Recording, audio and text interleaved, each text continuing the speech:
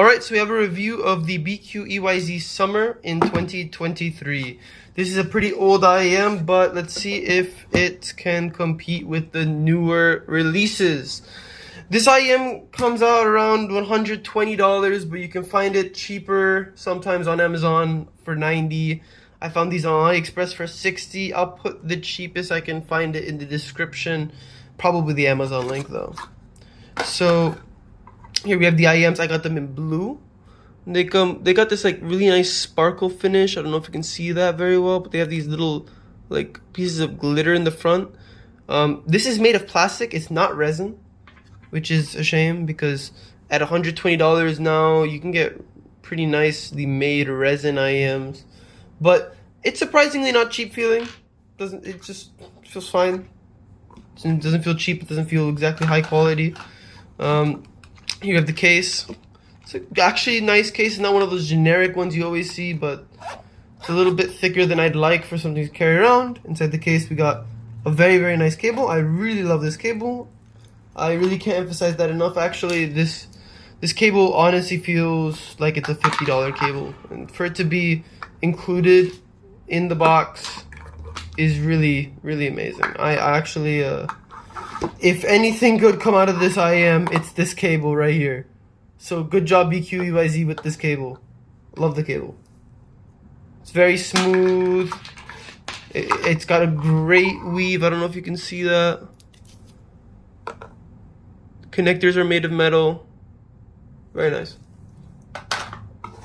Got two sets of tips. One that's black and one that's clear. As far as I can tell, there's no difference between these sets.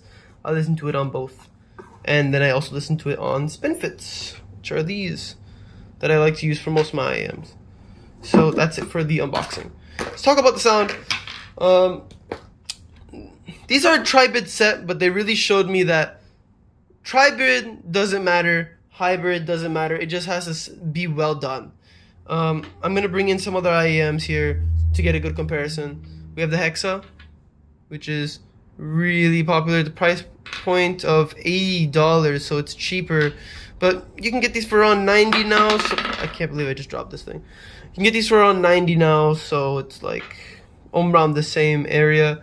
Kiwi Ears Cadenza, much cheaper set at $35. And then we have an old set here, the SeeAudio Yume 1, not the second one. And I can say with confidence that pretty much all three of these are better than this. And the biggest flaw that these IEMs have is the bass. These IEMs, their bass has no dynamic range, which was really surprising for me because it has a dynamic driver in it. But it really sounded like the bass was coming from a very poorly like tuned BA.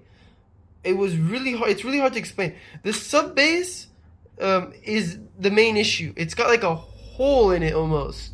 It's like the bass sounds very hollow. The mid bass sounds all right. It's nothing special, but the sub bass is the problem. Once the bass hits on like the beat of any song, like it just sounds wrong. Really, really poorly done. There's no extension to it either. No decay, and the mids are kind of thick. They don't really have very good imaging. There's no good sense of like a body to the sound. Like there's a sense of body, but it's not really well defined. It's very just all over the place. It's very poor imaging. The sound stage is all right. It's pretty wide actually. I'd say it's like as wide as a Hexa stage actually. It's not a bad sound stage, but the imaging doesn't compare to any of these IEMs actually.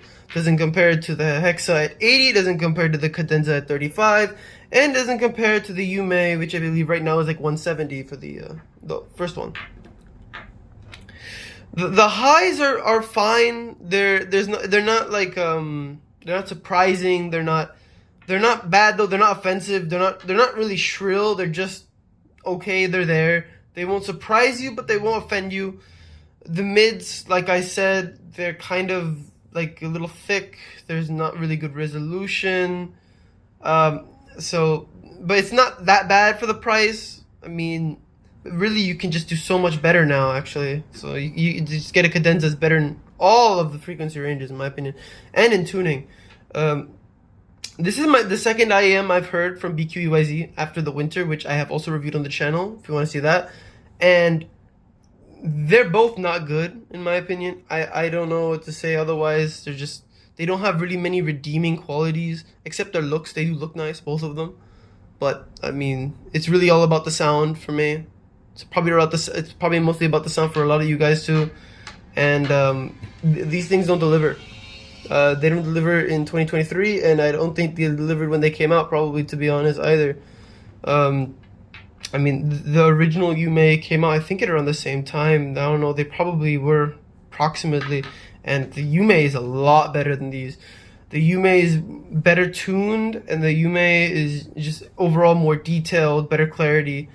I still would argue, though, Hexa is better than both of these, but Hexa review is going to probably come very soon as well, and we'll talk about that. But I would not recommend these IEMs. The bass is just poorly defined, the mids are a little bit money, and the highs are nothing to write home about. So that's about it. See you in the next review. Thanks.